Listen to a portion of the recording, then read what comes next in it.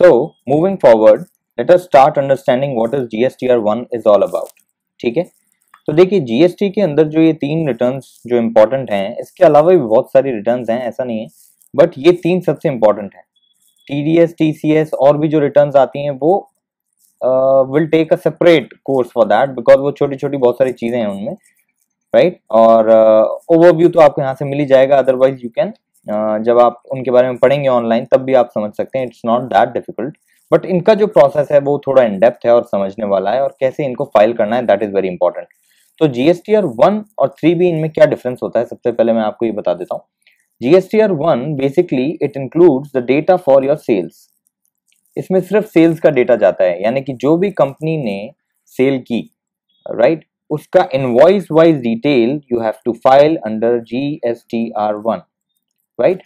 तो invoice wise detail you have to file under GSTR1, and जैसे ही वो आप अपलोड करेंगे पोर्टल पे, और इसमें 2 पार्ट होंगे बेसिकली।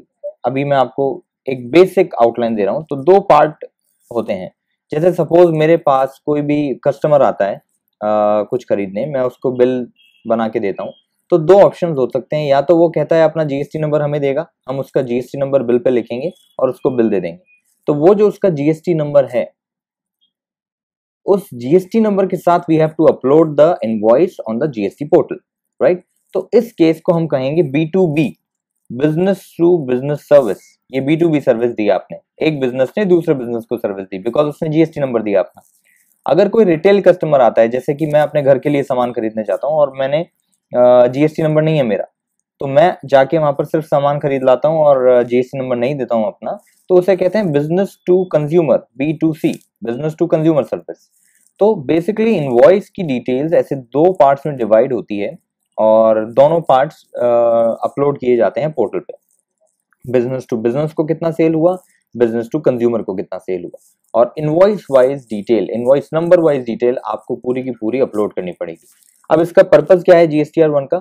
इसका पर्पस ये है, जो भी बिजनेस टू बिजनेस इनवॉइसेस हैं, सबसे पहले उनका क्या होगा, सामने वाला बेसिकली आपने उसकी जीएसटी नंबर पे दिखाया, तो सामने वाले को भी रिफ्लेक्ट कर जाएगा उनके जीएसटी लॉगिन पे कि आपके जीएसटी नंबर पे इतना इतना लोगों ने दिखाया है, राइट। उनके लिए इनपुट होगा, और मे बी इनपुट हो सकता है, नहीं भी हो सकता, डिपेंड करते हैं उसका बिजनेस क्या है। बट सामने वाले के लिए हम ये मान के चलते हैं कि उसके लिए इनपुट होगा और हमारे लिए सेल है, राइट। तो वो तो बिजनेस टू बिजनेस केस हो गया। बिजनेस टू कंज्यूमर केस में जीएसटी पोर्टल पूरा डेटा लेता ही नहीं है। आपने इनवॉइस वाइज डिटेल डाल के भी उसमें अपलोड कर दिया तो they will not take it, they will only summarize the transaction and take the total value inside their system. Clear cut है ये। उनको B2C में आपने जितने भी इनवॉइसेस हैं उनको कोई मतलब नहीं है। अगर आप जीएसटी सॉफ्टवेयर भी यूज करते हैं, जैसे कि क्लियर टैक्स है या अपने HNR ब्लॉक का है, बहुत सारे आते हैं जीएसटी सॉफ्टवेयर वाले, उन सॉफ्टवेयर के थ्रू आप फाइल कर रहे हैं रिटर्न, तब भी वो लोग, आप वहां डेटा पूरा डाल दें B2C का, बट वो सिस्टम अपलोड वहां पर जो होगा वो समराइज्ड वैल्यू में ही होगा। यानी कि अगर आप डायरेक्टली पोर्टल पे जाके हम अपलोड करना चाहेंगे तो उसके अंदर B2C की ओनली समरी वैल्यू, यानी कि टोटल कितना हमने सेल किया है business to consumer B2C customer को, वो टोटल वैल्यू हमें दिखानी पड़ती है।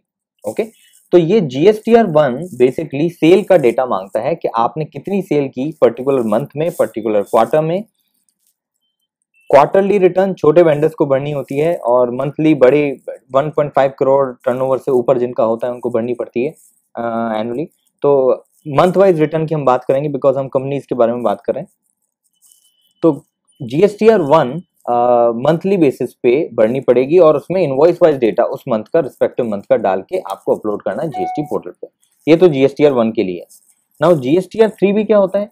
GSTR3B is a summary return for calculating tax. It is a summary return for tax calculation. यानी कि आपको टैक्स कितना पे करना है गवर्नमेंट को, वो GSTR3B रिटर्न होती है।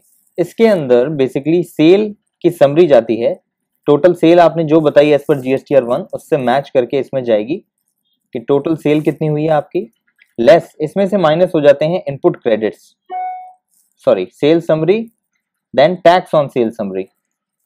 जस्ट होल्ड ऑन, सेल्स और सेल्स पे टैक्स कितना लगा है, ठीक है। Tax on sales.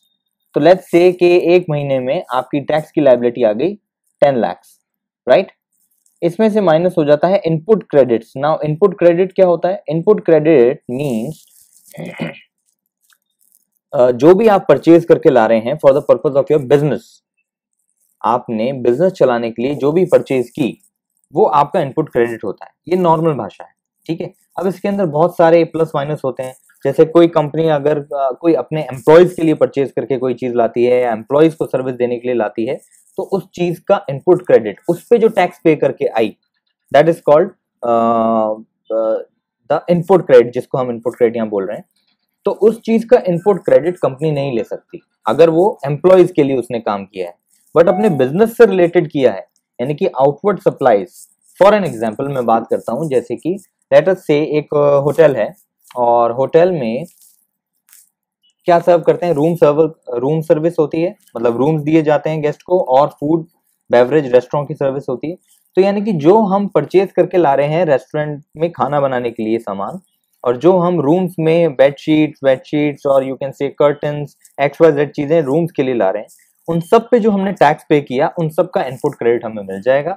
बट अगर सपोज कीजिए वो होटल अपने एम्प्लॉयज के लिए कोई यू कैन से कोई इवेंट करता है, जैसे कि एनुअल इवेंट करता है एम्प्लॉयज के लिए, और उसके अंदर जो वेंडर्स आते हैं, जो स्टॉल्स लगाते हैं और जो काम करते हैं, बैंक्वेट लगाते हैं, पूरा हॉल क्रिएट करते हैं केटरिंग वाला, तो उन सब का इनपुट क्रेडिट कंपनी को नहीं मिलेगा, राइट। तो ये सिंपल सा एक कंसेप्ट है। जो सेल हो रहा है उस सेल से रिलेटेड जो भी आप चीज खरीद रहे हो उसका टैक्स का आप इनपुट ले सकते हो, क्लियर। तो टैक्स ऑन सेल्स 10 लाख है सपोज कीजिए, इनपुट क्रेडिट मुझे 3 लाख का मिल गया, मैं जो टैक्स पे करके आया हूं। तो बेसिकली नेट लायबिलिटी मेरी 7 लाख की आती है। ये हम 3B के अंदर पढ़ेंगे कि नेट लायबिलिटी कैलकुलेशन कैसे होती है। अब ये बेसिक फंडा यही है, बट उसके अंदर जो पॉइंट्स हैं B2B, 4A, 6A, 4B, XYZ, B2B amendment, उसमें क्या क्या चीजें आती हैं, कौन सी टेबल में क्या चीज आती है, वो चीज हम डिटेल में GST 3B रिटर्न में पढ़ेंगे, और उसका प्रोसेस क्या है फाइल का, स्टेप बाय स्टेप कहाँ कहाँ जाना है, कैसे कैसे फाइल करना है, वो चीजें हम उसमें देखेंगे। But this is a separate course, this course is related to only GSTR 1, राइट। नाउ GSTR 2A क्या होता है? GSTR 2A इज बेसिकली आपका you can say reconciliation. GSTR 2A is your supplier data 2 and 2A। अब देखिए इसमें क्या होता है, यहां से जैसे ही हमने सेल अपनी जो भी मैंने सेल किया वो उसके इनवॉइस वाइज डिटेल GSTR 1 में अपलोड करे, ठीक है। तो मेरे लिए तो सेल होगी, सामने वाले के लिए वो परचेज होगी, राइट। तो ऑनलाइन पोर्टल, अब ये GST पोर्टल क्या करेगा, दोनों के लाइन आइटम्स को मैच करेगा। मैंने इनवॉइस नंबर दिखाया 1, उसने भी दिखाया 1, मैंने दिखाया मैंने X GST नंबर पे 2 लाख की सेल करी, उसने भी दिखाया कि उसने X GST नंबर से, यानी मेरे GST नंबर से 2 लाख की परचेज करी, राइट। फिर उसने दिखाया टैक्स उस पे सपोज 18% है, तो 36,000 उसने टैक्स दिखाया, मैंने भी टैक्स 36,000 दिखाया।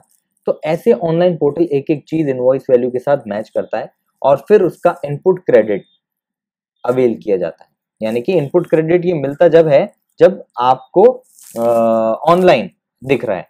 अभी तक सर्विस टैक्स और इनमें ये होता था कि इनपुट क्रेडिट आपको इनवॉइस के बेसिस पे मिल जाता था, बिकॉज कोई ऑनलाइन पोर्टल नहीं था जिसपे ये चीज चेक की जा सके। बट अब GST आने के बाद ये चीज क्लियर हो गई, जो ऑनलाइन पोर्टल पे दिखेगा उसका आपको इनपुट मिलेगा, राइट। बट 17-18 क्योंकि फर्स्ट ईयर था इसका इम्प्लीमेंटेशन का, तो उसके केस में अभी तक ये लोग उस चीज को लागू नहीं कर रहे हैं, और उस केस में इनवॉइस के बेसिस पे ही इनपुट लिया जा रहा है। अगर आपके पास करेक्ट इनवॉइस है then you are eligible for input, भले ही वो पोर्टल पे दिखे या ना दिखे, right, for the year 17-18 only, not any other, okay. चलिए, तो GSTR 2A is basically reconciliation of supplier data and buyer data, right. इसको आप लिख लीजिए, reconciliation of buyer and supplier data, right. So this is the summary of all these 3 returns. Now let us move on to complete in depth about GSTR 1 and how to file it, okay, in the next lecture.